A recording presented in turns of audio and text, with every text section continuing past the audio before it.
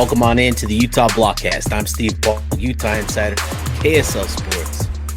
Good to be with you on Friday, December 5th. Dropped a podcast episode earlier today. A little progress report on Utah basketball and Alex Jensen with my guy, Andrew Crowley. If you missed that, go back, listen to it, watch it on YouTube. Had a great conversation with Andrew about Utah basketball through 9 games this season and just had a lot of fun. But obviously, with it being Friday, December 5th, it's a pretty big day in Utah football, in the world of Utah football, I should say. This is a big one, and Kyle Whittingham, the man, the legend, the architect behind 2 decades of Utah football, has a choice to make today, December 5th. And so this isn't just another day on the calendar. It's a deadline of sorts for Utah football that could potentially impact it. I shouldn't say could potentially, but we'll have impact on the future of Utah football. So on today's episode, I want to go in depth and unpack what Kyle Whittingham might be feeling, might be going through, might be weighing in his consideration of retirement. Right? We know that Kyle is getting close to the end. We know he's in the twilight of his career. But man, you have a 10-2 season. You're feeling good about what you potentially bring back in 2026. It's tough to say goodbye. It's tough to walk away from winning, and I think that's what Kyle Whittingham got back to this season. So a pretty interesting situation. So what I want to do today, like I said, I want to unpack things. Want to make a case as to why Kyle might retire, why he might return and come back, and just kind of go in depth and talk about this decision. I haven't talked about it all week. It's been a crazy week to say the least, but I figured wouldn't be the Utah Blockcast, wouldn't be the podcast for Utah fans if we didn't dive in deep on this situation. So let's go ahead. Let's get to it with Kyle Whittingham's impending decision here. And to start, I want to go back to his post-game press conference after the Kansas game. That was the last opportunity that we had to, as media members, to talk to Kyle, to hear from Kyle, and get some thoughts on what was coming, what was on the horizon.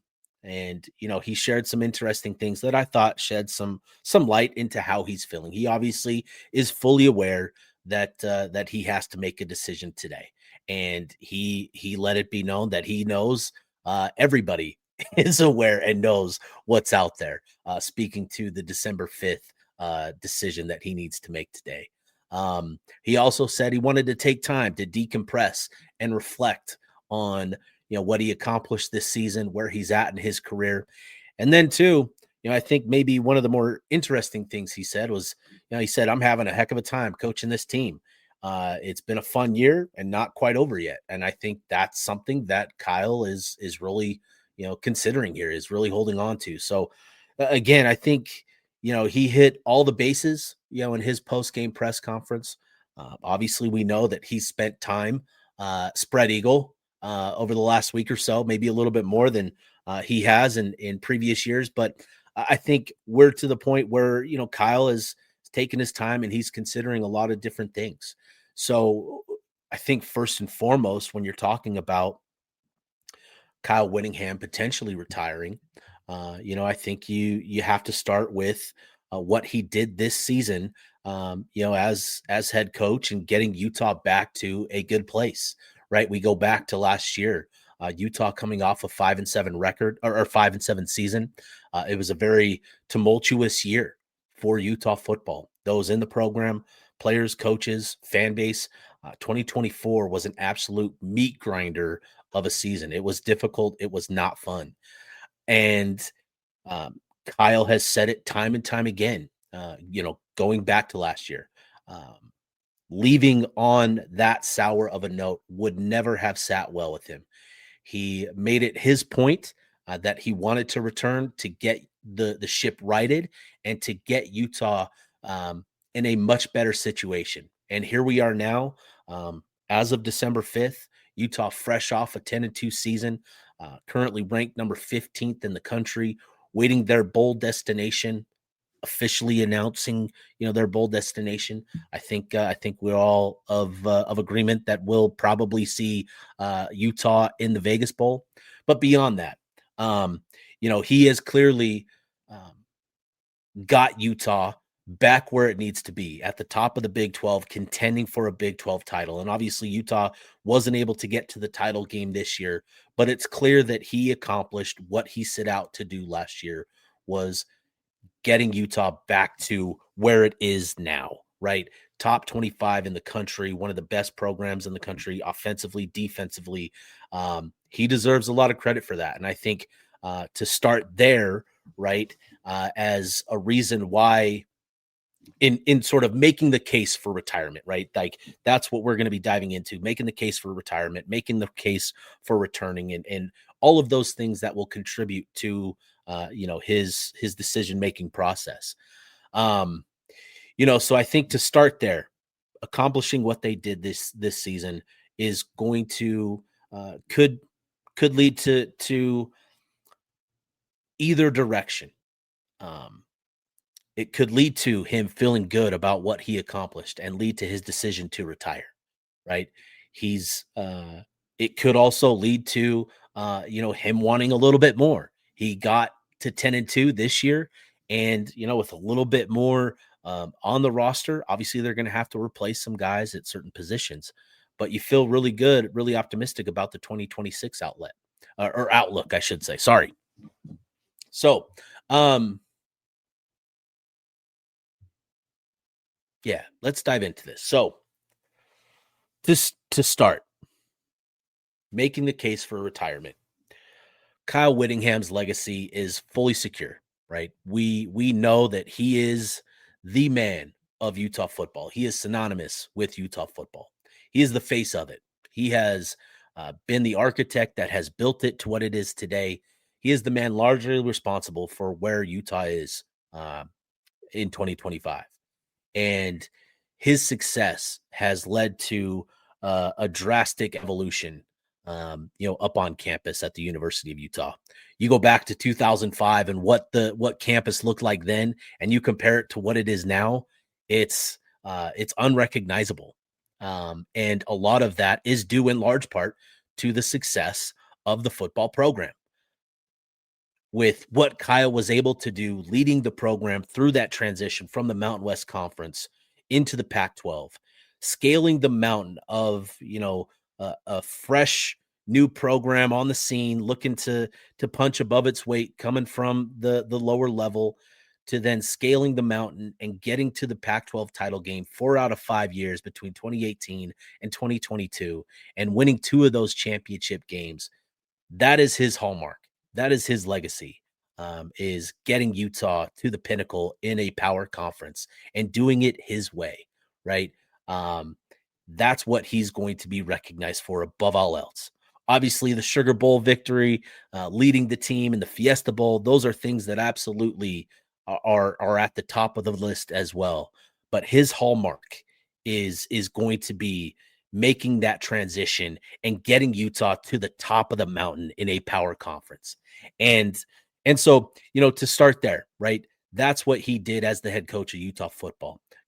Turned it into a championship contender at the power conference level, raising the notoriety and recognition and brand awareness of Utah football. A lot of that is due to Kyle and the success that the football program has had, going from a Mountain West conference team to the power level conference, and then, gaining the national recognition that it has over the last 5 to 10 years for the brand of football that they play.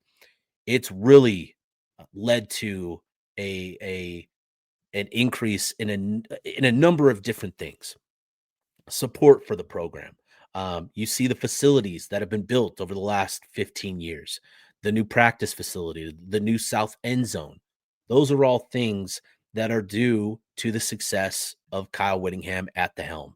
And, his success as the head coach, I remember going back to the 2021 and 2022 seasons, Utah contending for the Pac-12 title and getting to the Rose Bowl. I remember President Taylor Randall, Mark Harlan, and Kyle all making comments about the impact that was going to have on the student body, on student applications, on their ability to be a little bit more selective in who they brought in as students and who they accepted as students. All of those things came as a result of Utah and the exposure that the program provided the university itself. Um, there are plenty of studies that highlight the impact and economical impact of sports programs and football specifically. And Kyle's success at the helm of Utah football has led to a drastic evolution of the University of Utah football campus. And Kyle deserves a lot of credit in that, right? He so those are the types of things that contribute to his legacy. And for him, he can come to terms with what he's been able to accomplish at the helm of Utah football. He's established a DNA and built upon what Ron McBride built and instilled in this program with his Mafu mentality. Kyle took that and ran with it, and really ingraining in Utah this family culture, the physicality and toughness and never die attitude. Those are things that are going to be mainstays for Utah. As Morgan Scalley, whenever he does take over, those are going to be things that he carries with him and builds upon moving forward from there. And Utah's winning culture is well established. Whittingham has been as consistent as any coach in college football.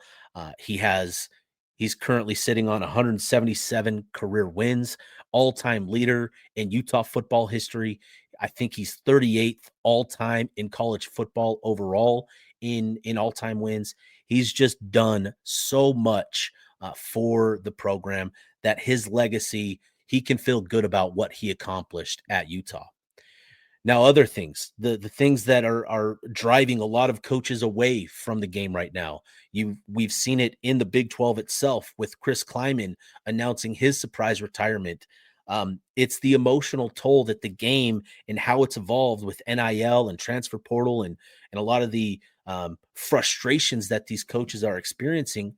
That's something that can lead to Kyle deciding to retire, to walk away, right? He is 66. He's talked about not wanting to be a lifer, but we know that Kyle loves coaching. It's clear as day that he loves coaching, but with NIL, with the transfer portal, poaching, and dealing with agents nonstop, trying to renegotiate, that has turned what used to be a job focused on X's and O's and player development and those types of things kept on the gridiron and in the film room. It's now become a 365 day a year job where you have to now act as more of a CEO in building relationships to promote your football program and try to gain resources to stay competitive in today's game. And so there's just been a lot of things as the game has changed, and you're seeing a lot of coaches and a lot of athletic directors express their frustrations with what college sports has turned into. And I think that can be a significant driver in Kyle Whittingham's potential decision to walk away from his job as head coach of Utah. So obviously the emotional toll, right? Dealing with the stress and getting away from the stress is going to be a factor for him. Then obviously, the emotional toll. He's been a coach for so long. It's all he's known, and he's got a growing family that expands. It seems where he's got a lot of grandkids now, and having the opportunity to spend more time with them, though it may be difficult to come to grips with, it's got to be something that he's considering, and spending more time with his family is certainly something that he'll be weighing. And then another factor in all of this is going to be his contract. And obviously he has the stipulation today, and the specifics on what he's required to do. All he has to do is provide written notification of his decision, whether he wants to retire or whether he wants to return. That's all that is required. I do actually, after asking around today, I do not anticipate we will see anything announced on Kyle's decision today. Maybe that changes, but as of a couple conversations today, I do not anticipate we'll see anything announced today. So I know that we've all been waiting pins and needles on everything, but I do not anticipate seeing anything today. So with Kyle's contract, obviously the stipulation is today that he has to notify he has to notify Utah what he's going to do. He's owed, if he continues to coach, he's owed $12.4 million across 26 and 2027. And if he elects to retire, his contract will transition to a role of special assistant to the AD, which will be worth about almost $7 million over the next 2 years. So he's still going to have money.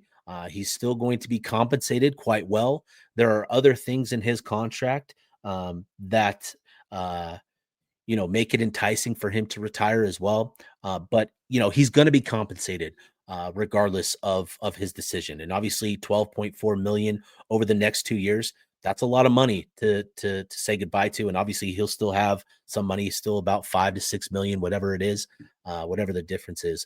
But that's going to be something that he considers as well. And then the last thing, I think Kyle, it is going to be interesting. I know that he's as competitive as they come. And with what he's accomplished at Utah, he deserves the right to go on his terms.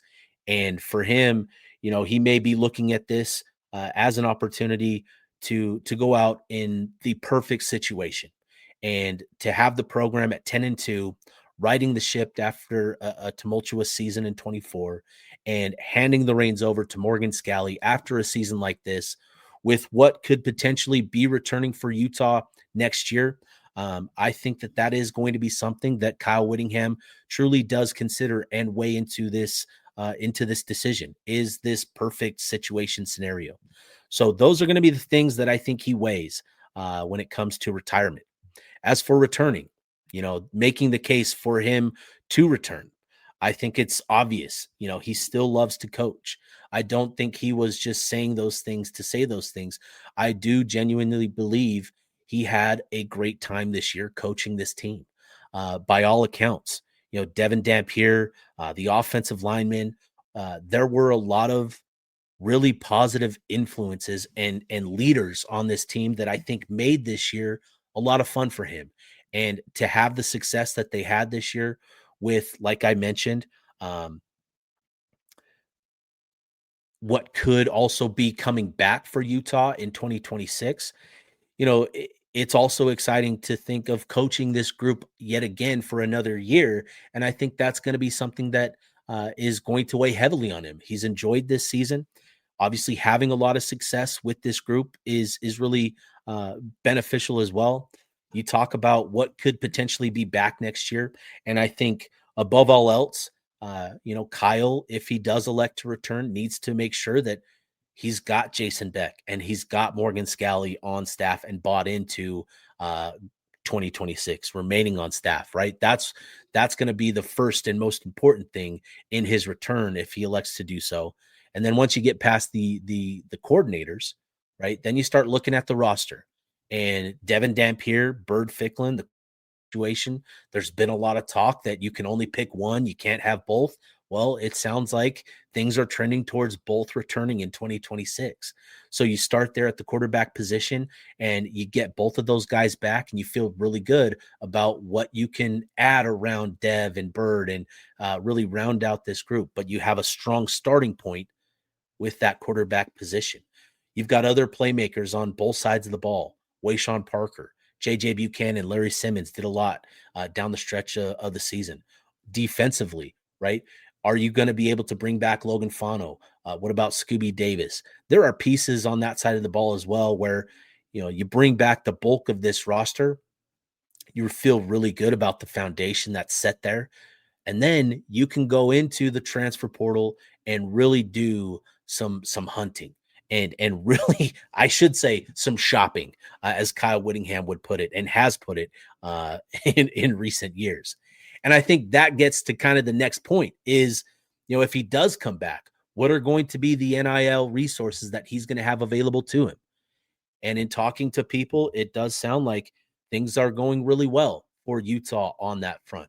This season has done a lot to kind of captivate the fan base again and the donor base. And I think there are going to be some good things. I think there are good things on the horizon for Utah in terms of, what could um, not what could, but I think there are positive things on the horizon for Utah in regards to NIL and what they should have available for them going into the offseason and the transfer portal.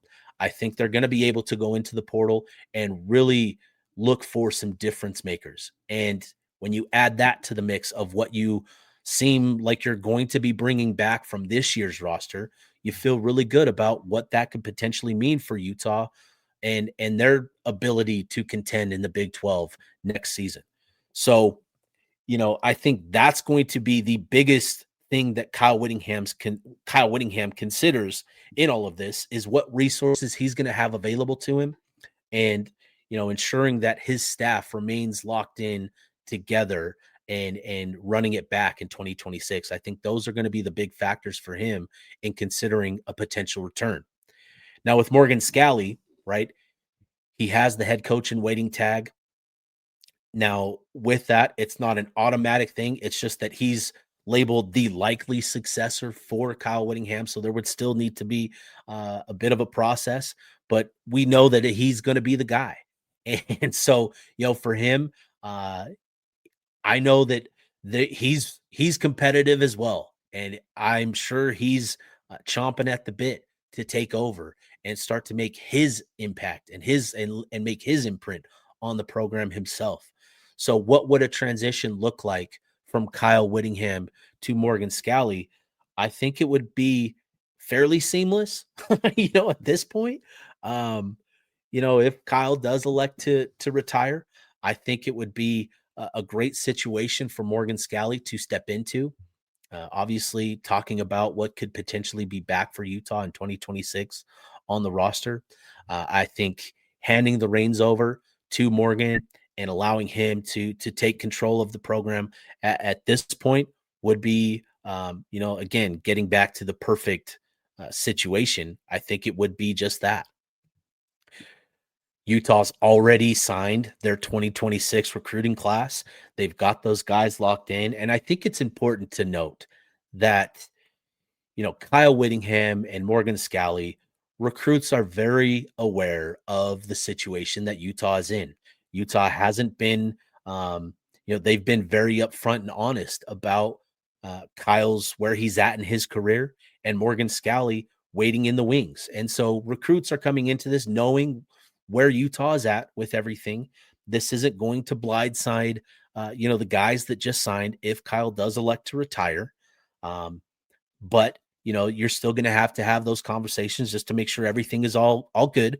But again, Utah has been very forthcoming and upfront about the situation with Morgan Scalley being the head coach in waiting. So it's not going to catch a lot of people by surprise, but you're still going to have to smooth some things over maybe. I'm not trying to say that in sort of a bad light, but just, again, having those conversations and reassuring everybody this has been the plan all along. And again, I think that has been a point of emphasis for Utah the last 2 years. I know for sure the last 2 years that's been a major talking point as Utah has recruited players and brought them into the program. Guys are aware of this transition, so it's not going to catch players by surprise. Beyond the recruiting class, right? You get into player retention, and I think it's important to know that Morgan Scalley has been incredibly important in player relationships. He's been the guy that I think has really kind of spearheaded that effort in maintaining the relationships between coaches and players. He's been that buffer of sorts for the program, where he's been that guy that players go to. So, he's going to have those relationships with players, and getting to the next phase of the offseason is player retention. And that's going to play a piece in all of this as well, is, getting guys back, getting them to commit to 2026. And so regardless of what Kyle decides, I think Utah's in a good situation to retain players because Coach Scalley has been so involved with building those relationships with players that it's not going to be like a completely new head coach, right? So I think that's going to be very, very important. And then, the last little thing here in all of this is, regardless of what Kyle elects to do, um, appreciate what Kyle has accomplished and what he's done for Utah and the University of Utah. This is a generational run that he's been on, 2 decades at the helm of Utah football, and they're still, as consistent as can be, contending for conference championships. He's had a lot of success over the years and has done a lot to make his impact felt, at the University of Utah. So I think there's plenty of things to dive into. But again, this is going to be, this is obviously a big moment in Utah football.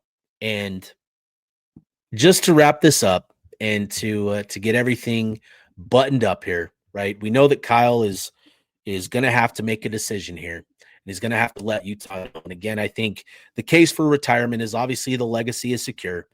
His impact at Utah will be felt for decades to come, right? He's done a lot for Utah football and the university as a whole. We know that the emotional toll that these head coaches are experiencing, it's real. We just watched Chris Kleiman at Kansas State announce his retirement and his AD go on a rant about NIL and how the game of college athletics has evolved and turned into a really difficult, stressful, and grind for these head coaches. It's not what they signed up for 20 years ago. And certainly for Kyle, that's obviously the case. His contract is going to take care of him, regardless of whether he decides to keep coaching or retire. He's going to have at least 6 million reasons why to feel comfortable with retirement.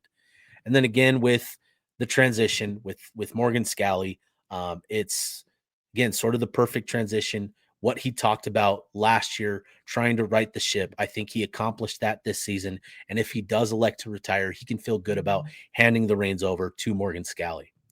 Now, as for the case of returning as the head man, right? It's clear that he still loves coaching and he loves coaching this team and this group of guys. And I think that a lot of that centers on Devin Dampier and what he's meant to the program this year. The positivity, the confidence, the swagger that he's instilled in the program, I think is big for him. To get him back, I think you look at what that would mean for the 2026 roster and the outlook for Utah football next season, and you like what Utah could potentially be bringing back in 26. That also gets to the next little thing here, and that's, adding pieces through the transfer portal. And you're going to have to replace, some key pieces along some key position groups like offensive line and other spots. What's going to be the NIL and the resources that are going to be available to Utah football? It does sound like there's a lot of optimism around Utah's NIL situation currently, and the success that they had this year is the driver for that, very thing. And so I think Utah, it'll be interesting to learn, what sort of resources, Utah is going to have available for them to go into the transfer portal and add some pieces to this roster. And then the unfinished business dynamic for Kyle Whittingham, right? I think he wants to add another conference title to his resume. I think he wants an opportunity to get to the college football playoff. Utah was a handful of plays away from that this season. And with what you potentially are going to have on the roster going into 2026, you can feel pretty confident that, Utah is going to be able to contend again next year. So these are sort of the things that Kyle's going to be weighing. And I think, it's going to be interesting to learn what he decides whenever we do learn when that. I don't think that's going to be today. I don't think we're going to get a Josh Newman special news dump on a Friday evening. I don't think we're going to see anything announced, but we might. And so I'll leave that with you guys. I'll go ahead. I'll put a bow on this one. and all that. But appreciate everybody that has tuned in to the Utah Blockcast this week. It's been a crazy week to say the least, but it's been a lot of fun because you guys tune in, you make it fun, and I appreciate the heck out of all of you guys that do. So for myself and the Utah Blockcast, I'll go ahead and sign off, and